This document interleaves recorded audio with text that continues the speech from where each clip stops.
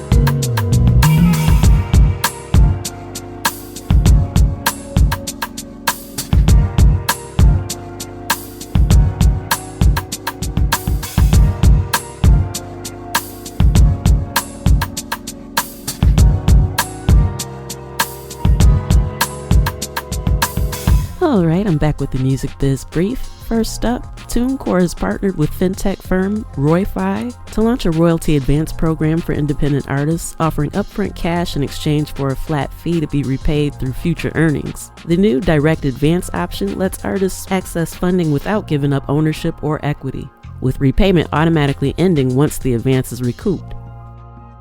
Next, some students at Berklee College of Music are pushing back against a new elective on generative AI songwriting with a petition signed by over 300 people calling for the course to be removed. The class explores using AI tools in the creative process and their impact on the music industry. Critics argue that the technology raises ethical and creative concerns, but the school says it's intended to prepare students to navigate emerging technologies in the industry. Secretly Distribution acquired BabbleOps and its entertainment intelligence platform, adding data, analytics, and royalty processing capabilities to its operations. The tools support reporting for over 1.2 million artists and will continue serving independent labels and music companies. The companies say the deal aims to strengthen tech infrastructure for independence as competition around data and distribution intensifies. Canada's collecting society, SOCAN, reported record collections of $587 million in 2025, up 5% year over year, partially driven by continued growth in digital revenue. Despite the increase, total royalty distributions to members remained essentially flat at just over $511 million, with gains in performance royalties offset by a drop in reproduction rights income. And finally, a federal jury in New York ruled that Live Nation operates as an illegal monopoly, finding the company engaged in anti-competitive practices that harm the music industry and overcharge consumers. Surprise, surprise, right? Anywho, the case, brought by multiple states, highlighted internal communications and pricing practices, including added ticket fees. A judge will determine penalties, which could include significant fines or structural changes to the company. Of course, Live Nation plans on not letting this be the last word, so we'll have to see what happens. But yeah, this isn't really a huge surprise to anyone who's attended live events and had to go through Live Nation and Ticketmaster. Alright, that's a wrap for the Music Biz Brief. I'm going to take a quick pause for the cause, and then I'll be right back with my special guest right after this. Keep it locked.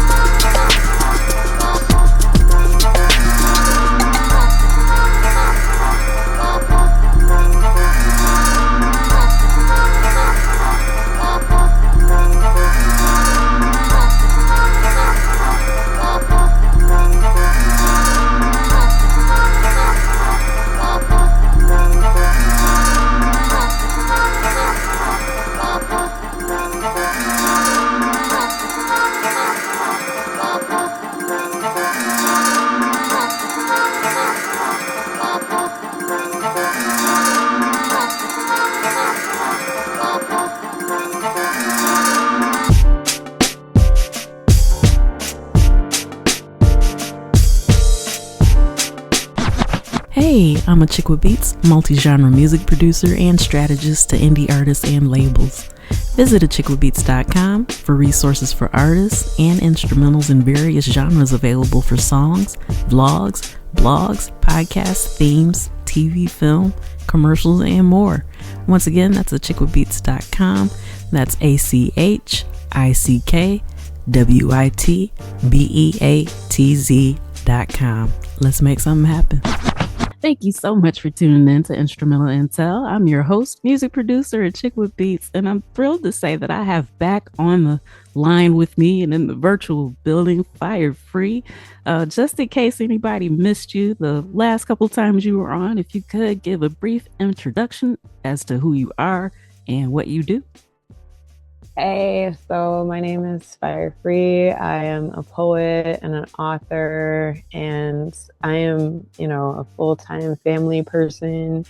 So, but I'm so grateful to be able to share this hip hop space. Former lyricist with the Chick with Beats and my community. What up, everybody? Thank you so much for being here.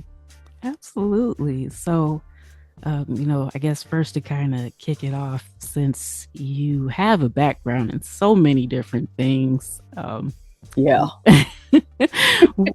Let's see. I guess the best way to ask the question is, where do you feel like you're kind of gravitating towards most, or is it still kind of with multi-hyphenate? Do you know what I mean? Like, I feel like sometimes we have different seasons where we might be more of an author during this season, or more of a writer, or, whatever the case may be. I love you so much, because this, what your questions really, truly make me dig. So right now, to be honest, I've been going through this journey of understanding that I'm a writer that I don't want to say I wasn't encouraged, but the resources that could have been, available to me weren't necessarily available to me. So I've journeyed and I've seen things and I've learned things and I've applied things. And so I would definitely lean into I'm a writer. And so just to the really cool part about that right now is that I'm working on my Afro fantasy novel. That is centering on non-binary, Afrocentered experience, but also with levels of fantasy and science fiction. And I'm also a poet, so I'm also working on my second collection of poems, Commit to Healing, Volume 2, Reclamation. First of all, love those titles. Thank you. Really love what you're doing, especially with the Afrofuturism. There was a section at the Smithsonian when we checked out the African American Museum there, and it was just kind of cool to see how long it's kind of been in the works. The whole confirmation, yes, there are Black people in the future, and how historically we've kind of been left out of those conversations. And so one of the things that stuck out the most to me, walking through and looking, and I'm like, okay, none of these people knew. They may have known how important their work was to them at the time, but they didn't know that they'd be in the Smithsonian, kind of encouraging people to think about Black futures and whatnot. So hats off to you for doing it. Are there any and also I want to kind of shout out Cedric Moja. He's one of the artists that I follow. He did the logo for a label that I used to be on called Intimate Venues, and that's what most of his work centers around. And so just kudos to Cedric. I really love those of you that take the time to do it, because it's important and it's needed. So if you could talk a little bit about your inspirations behind that. Oh my goodness. So for real, as you may know, especially as a 90s, growing up in the 90s and growing up throughout this last few years before, these very steep turns.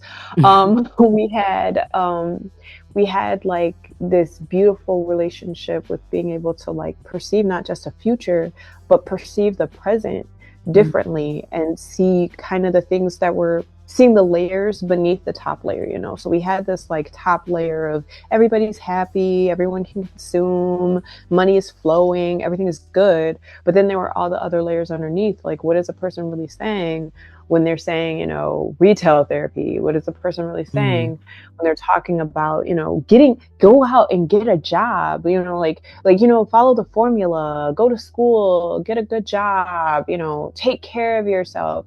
But like, and we're looking at the layers beneath that, it's also kind of like how many people got called out for, you know, for the harms that they were creating. And so when I think of like Afrofuturism and all of the power and strength behind that, and the science fiction avenues, I think of the louder voices that have become more quiet over the years, like Octavia Butler, who kind of talked about all of those themes, but kind of put it in a way that we could see it every day, and how it became something that wasn't so heavy.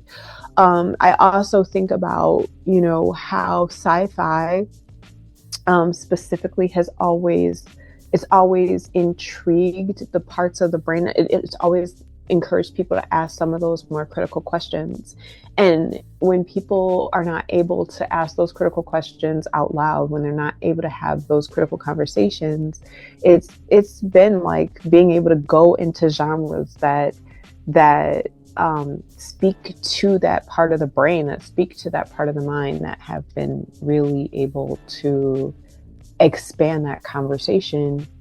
And I can also reflect on the fact that, like, yeah, we did some of that in school, but in school, it all was centered on like white experiences and colonization, and all of those are specifically about like rooting out and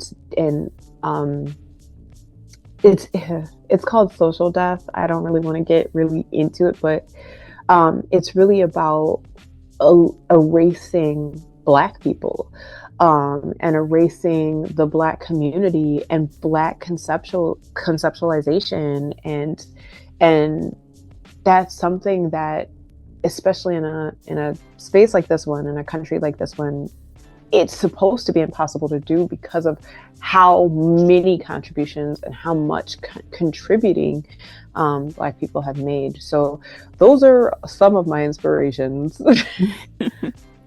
Okay. Yeah, it's kind of a wide array. You mentioned about how, you know, it's kind of touched on in school.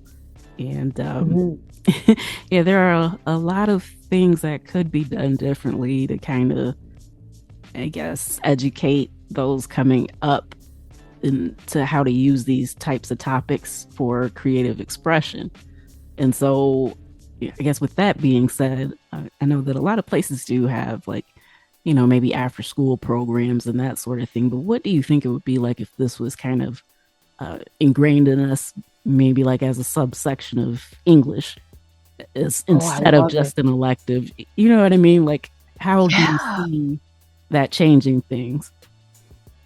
I mean, it's so wild that you put it that way, because yeah, I honestly believe that if in reality, if Blackness were able to be, and not even Blackness, but if the African diaspora were able to be integrated into culture and allowed to form and build as a culture the way that we know that it is and the way that we know that it can be, it would look like our entire curriculum would look different. It would look like children learning about, you know, Bobby Hutton, as well as being able to learn about young, up and coming present youth who are changing their communities right now, who have changed their communities 10 years ago. It would include talking about how, you know, basically how Black youth changed TikTok, right? Like that would be what that would look like. And it would be a discussion about how Black academia has changed the understanding of the vast, collective, the vast dynamics of politics, and collective understanding of the fact that, like, people say, I'm not political, but recognizing that especially for a young person, they don't have that choice. For young people in our community, they don't have the choice of saying I'm not political. They have to go to school with teachers who have, implicit bias. So their whole life is political. Their whole life is going, okay, if I do this, will this upset the teacher? How do I dress? How can I wear my hair? How do I interact with my peers so that my teacher doesn't give me bad marks? And we don't, because I know that me as a student, I was so grateful to finally be out of school. It's really easy to forget that that's kind of the pressures that are on young people when they're in a, nationwide K through 12 curriculum. Yeah, that's an interesting point. And, specifically in relationship to creativity, when you've got that kind of stress on you, yes, it's kind of hard to make the mental time to be able to create freely.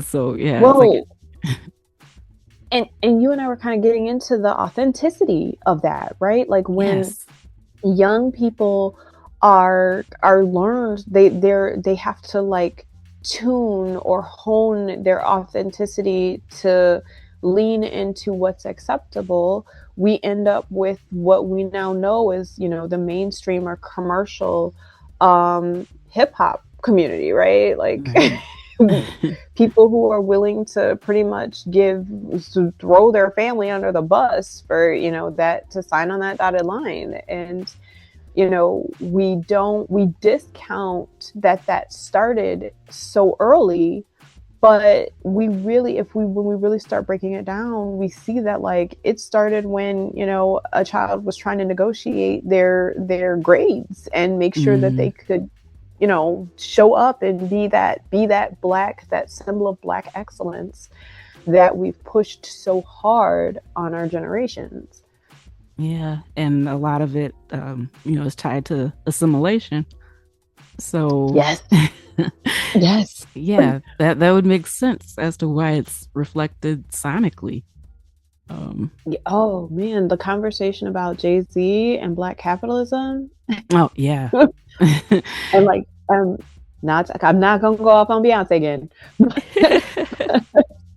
But I mean, honestly, he's told us that from the beginning. Like, I mean, it's not like he's changed into this person. I mean, there's always been that same braggadocio, from the moment he started. So, yeah, he never hit it.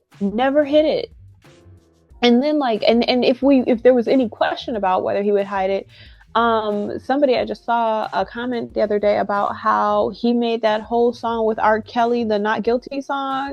Yes.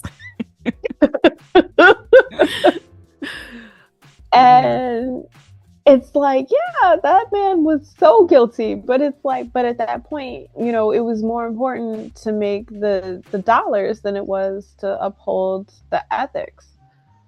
Yeah.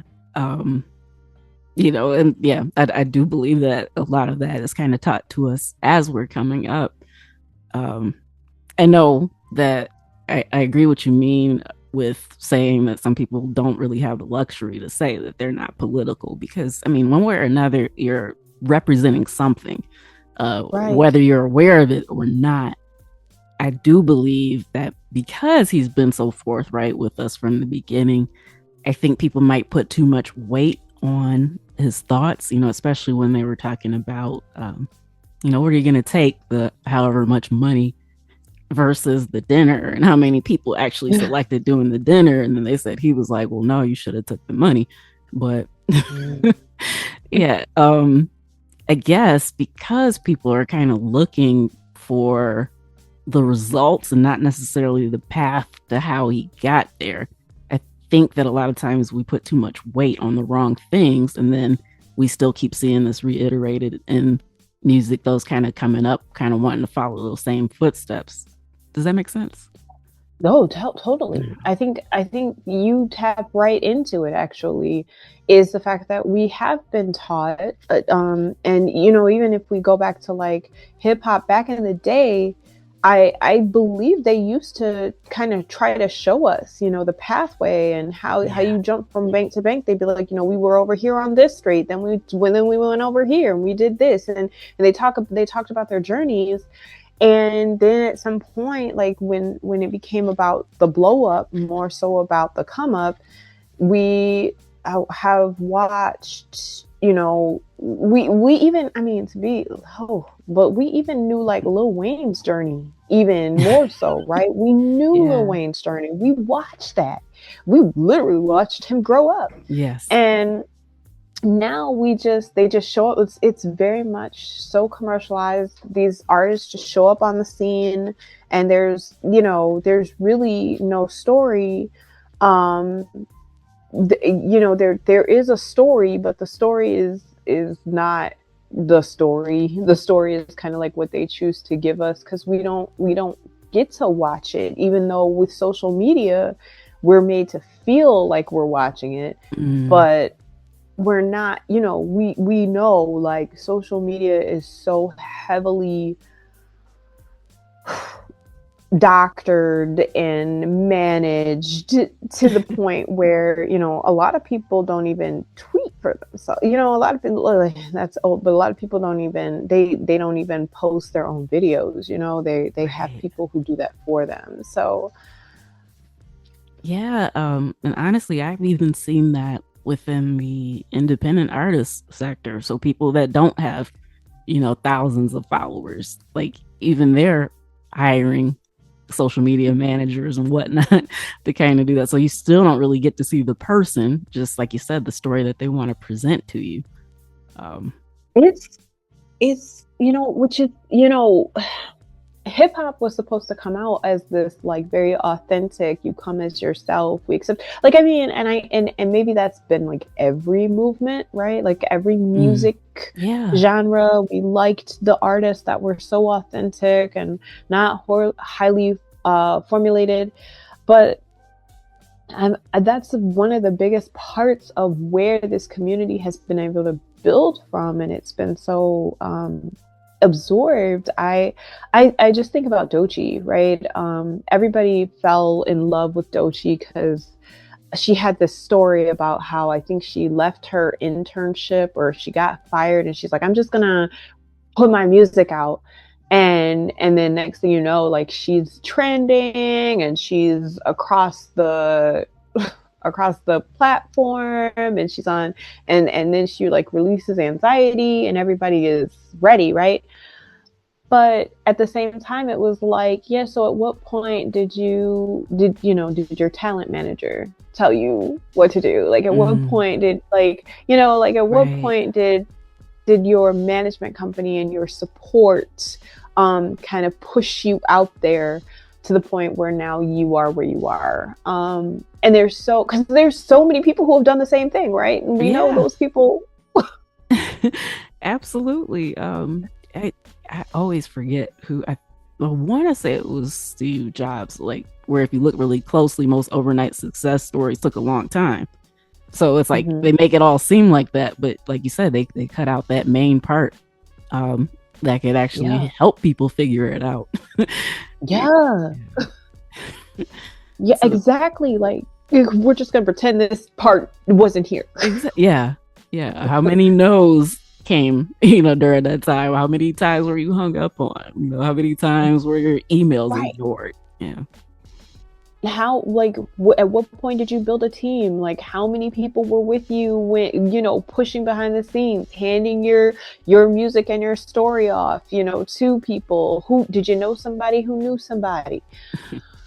Because honestly, I had never heard of Pat the Manager until he was suing Chance the Rapper. But Pat the Manager was there, you know what I mean? But Like Okay. I did Yeah. not hear that name until Right. the lawsuit came Right. up. So, Wow.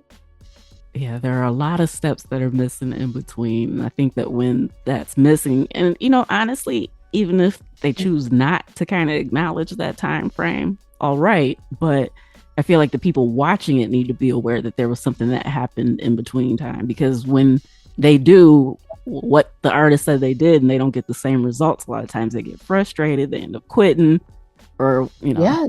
saying I don't get no support. My insert city never supports their own. I don't know why everybody acts like that's their own special city, as if people don't deal with that everywhere. But yeah, that goes back to that critical thinking we were talking about. So that Right. there was a chunk of information that happened from start to finish that you don't see. So you can't expect your Right. story to look the same way that their curated story looks. And there's this, oh man, I'm about to, okay, because when we start talking about the curated story, right? And have you been keeping up with Flo Russell? Oh, no, only intermittently. Okay. Yeah, I have my own Yeah, reasons for that, but I'll save that for I another time. understand. I understand. But with the Russell story was that he started out in like Inglewood, the Bay Area, Yeah, yeah, and he bought his home and he turned it into this place where he can hold like this whole come up story, right?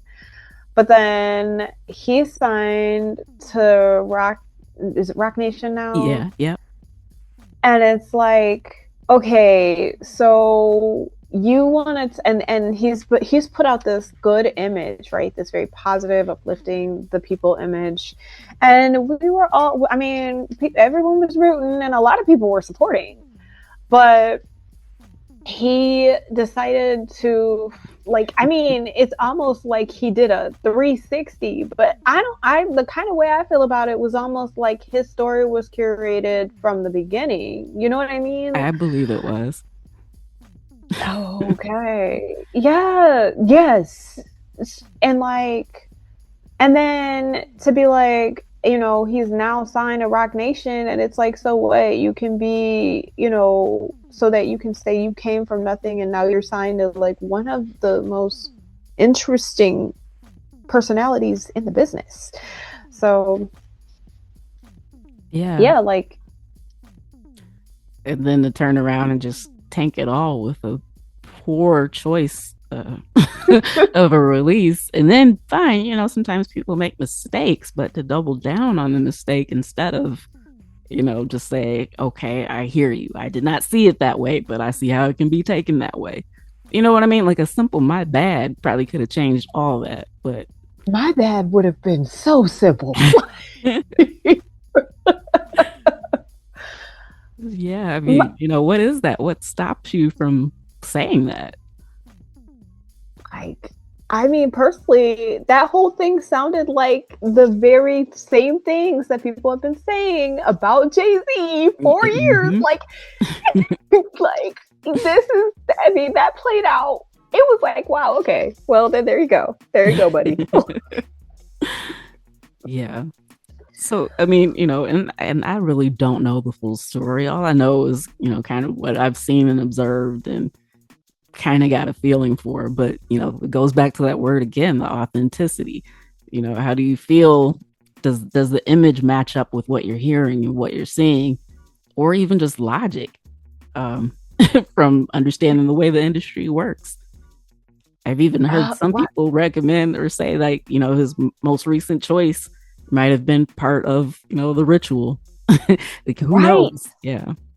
Right. It was very like, that's the worst part though, is like, I don't really, okay, I do get into the patternistic stuff, but I don't really get into it. But if you do really look at the ritual, that was right on par, right? Like Mm-hmm. that was like, it was like step 1, step 2, step 3. Like, Yeah. wow. I mean, regardless of what you believe that it's a part of, it's undeniable that there's some unspoken rules that happen within the mainstream industry.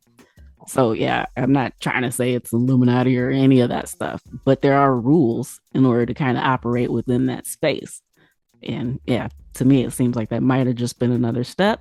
Or, I mean, it could have just been a poor choice and maybe just has a hard time saying, hey, I messed up. Some people do have a hard time admitting that. But, again, I think it goes back to the audience being aware of how things operate. And just because you like the music, pay attention to when you might be being gamed.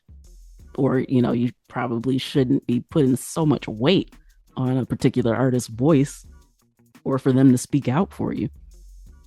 And that's something that I've been watching happening too. Especially within the last couple of years, it's because with everything that's been going on, there has been an intent to say, listen, we have to stop, acting like these celebrities have any insight into the struggle, when at the end of the day, they only have insight into what we tell them is the struggle. You know what I mean? Mm-hmm. And when we stop talking to them, when we stop telling them, when we stop allowing what we want to trend for them to exploit and extract, then they don't know what to do. They're lost. Yeah. While for us, like, we're the people who are actually driving that. I know I had spoken. So the Gwendolyn Brooks poetry contest is taking place. It ends on May 1st. And the poem that they're using for my daughter's classroom age range or classroom range is called Behind the Scenes. And she literally talks about how the people who are upholding the image of, like, the president, vice president, and the secretary of state, how those people are the people who, like, iron their clothes and who clean the rooms around that they're standing in, and who keep that image of, clean cut, well groomed, this I, for lack of a better word, perfection. Those people are, she doesn't even use the title. She doesn't use worker or service worker, or she doesn't use any of those titles. She just refers to them at the very, very end as man or woman. And instead she describes all the things that they do. And the reason why I'm bringing that up is because what we, as the community, the collective, are doing is, that's us. We're the people who are doing all of this image cleaning. We're the people that these people build their brands off of. And they're talking to us about us as though they are us, and they have no idea who we are. And they don't care to. That's a soundbite right there. Thank you. And here we are, we're finally reaching these points of being fed up and tired and overworked. And at the same time, we're still trying to figure out, why aren't these people understanding what we're going through right now? Mm-hmm. When it's us who have always been the voices. Worst of all, it's been smaller artists. It's been artists that are not super well known, that larger artists have been able to build their entire brand. It's the smaller artists who have been holding that up. And it's up to us to actually go and support those artists that are lesser known, because a lot of times it's them that we like anyway. It's not these, manufactured machines. Yeah, that's such an excellent point. I feel like we just covered so much ground, but yet still just kind of cracking the surface, just because it goes so deep. And I do a lot of social listening, and just to kind of see that or how many people out there don't actually recognize these patterns, and exactly what you said about how it's not really reflecting us. I had a thought. There was Yeah. a video where Manny Fresh was talking about how nobody wanted to do Still Fly, and they told him he was crazy for it. And I'm thankful that he, still was like, no, we got to do this. But yeah, they're like, oh no, people will think we broke. Talk about got a quarter tank of gas in my new E-Class. And Right. he's like, but Right. that's what people are living. Like, people are gonna love this. They're gonna understand it. And yeah. So Yeah. because I remember my mind was blown when I found out that the rest of them didn't want to record it. And I'm like, that's one of my favorite songs. Because Right. that was real life. So yeah. Yes. But yeah, Yes. even back Well, then, for some of them to be like, no, that's not the image we're supposed to be portraying. Like, but if it's real, it's real. isn't it wild that was, because that's like one of the main tracks that they're remembered for, right? Yeah. Like, and it's been what? Oh, has it been over 20 years? Yes. Like, Yes, it has.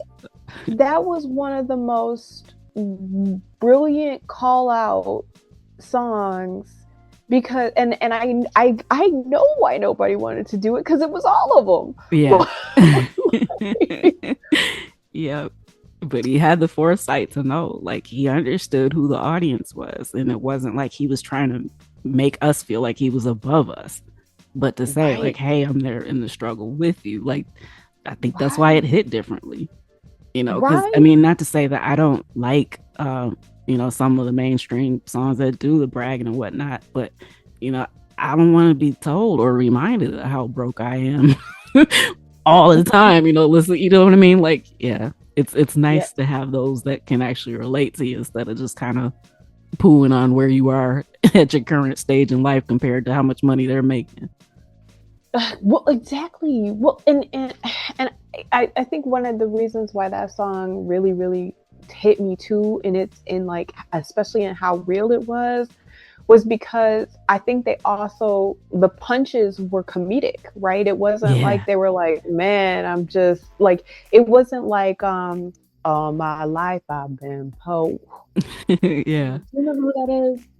I can't recall right now. Country Boys.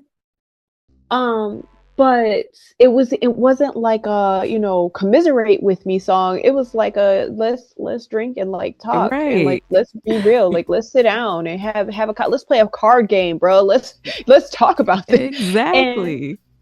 And yeah, like, and I mean, when was the last time we've had a song that's really been, on that? Oh my gosh. I honestly can't recall. I can't think of a single one within the last 20 years. I know. I know. Yeah, listeners, if you know some, drop them in the comments, please.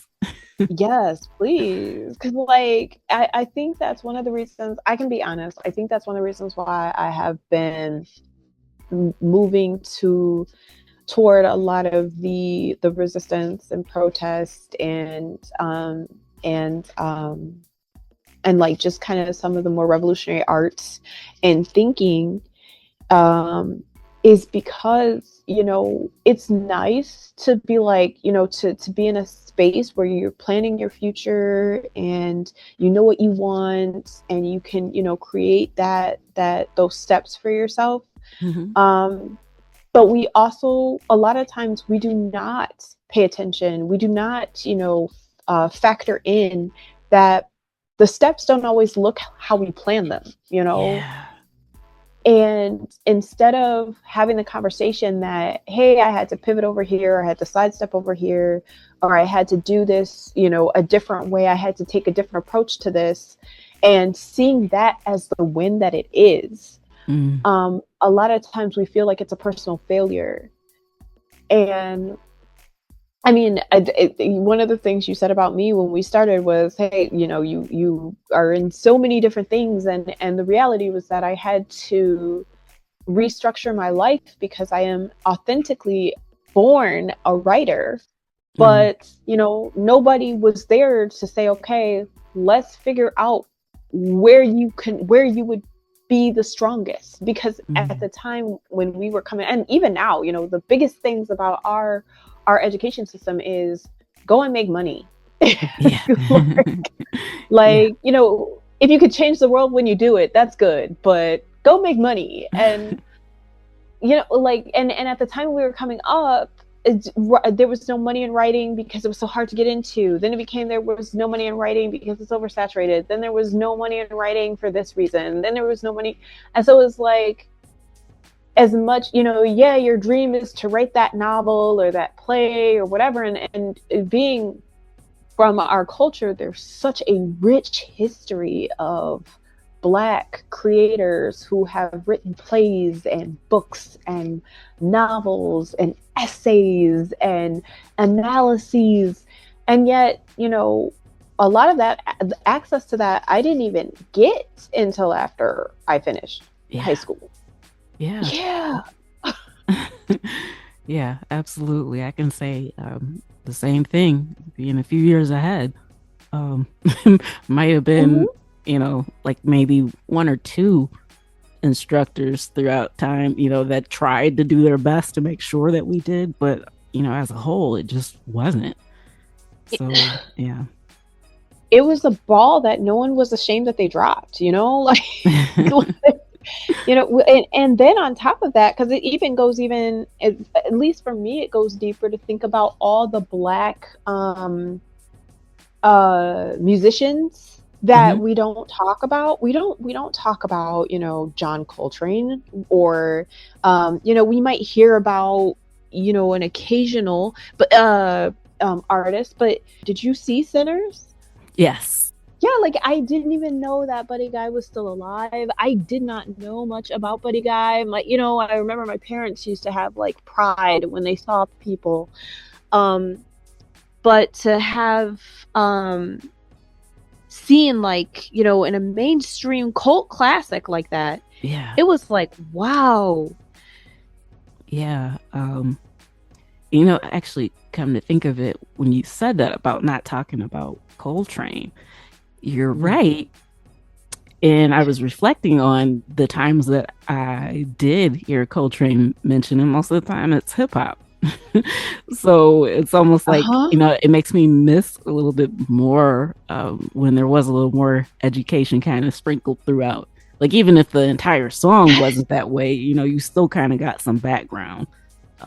Even with Lauren shouting out Nina Simone, you know what I mean? Like, there used to be a little bit of history and homage that you could still kind of glean from and kind of do your own research and dig a little deeper. Yeah, that's giving me some ideas there. So I'm really glad you said that. Yay. Yeah, like, I I hate to say this because I love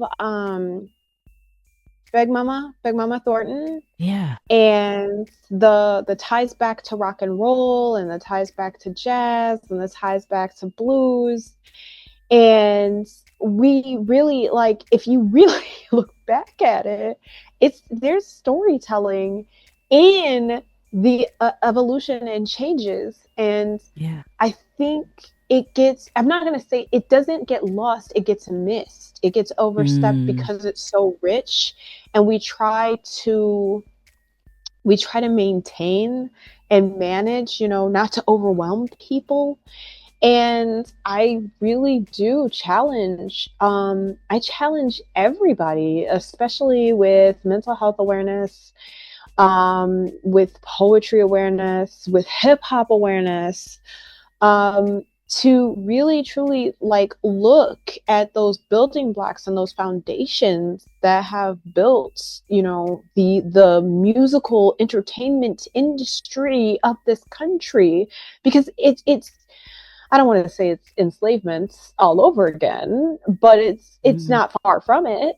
Yeah. You have this whole beautiful hit, collective, and there's so many different components of it, because we're not even going to get into the Afro-Latino and Afro-Latina components that we just act like don't exist in the South.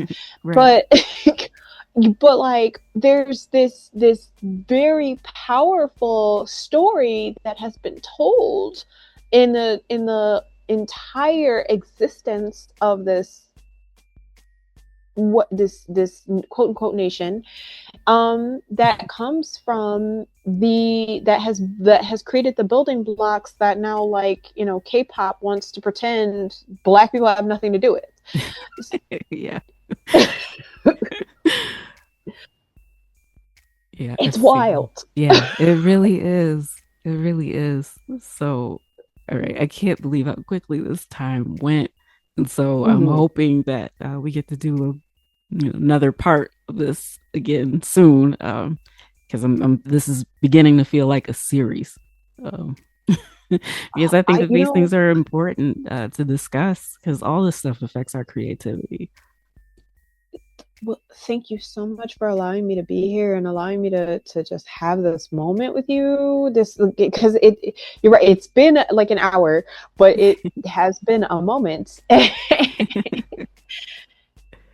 And I truly appreciate it. And I'm so excited and grateful to spend this time with you.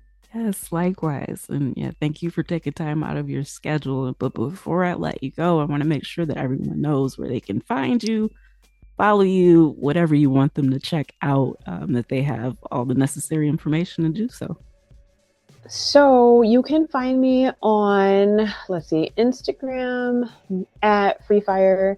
I'm actually on. You can find me, and that's like the most main place that you're going to find me. But you can always check out freefire.com, which has my link tree and my social media. And then you can find me on my Substack, which also is at Free Fire. And that's where a lot of my thoughts and my writing are. Freefire.com is most likely the main place that you'll find me, to be able to talk about like my other work, to be able to talk about some of the anxiety interventions and some of the interventions regarding all of the things that are going on right now. Awesome. Well, thank you so much. And yeah, I'm already looking forward to next time. I really enjoy these chats with you. Same here. Thank you. All right, that's a wrap for this episode of Instrumental Intel. I've been your host, music producer Chick with Beats. And once again, I want to thank you for tuning in. I'd like to thank my special guest, Phire Free, for coming through and dropping those gems. I'd also like to thank my home station, Grander Radio, out of Grand Rapids, Michigan. Make sure you come back next week. I got more goodness lined up for you. So, till next time, you know where to find me. Tune in, tell a friend, and I'll see you then. Peace.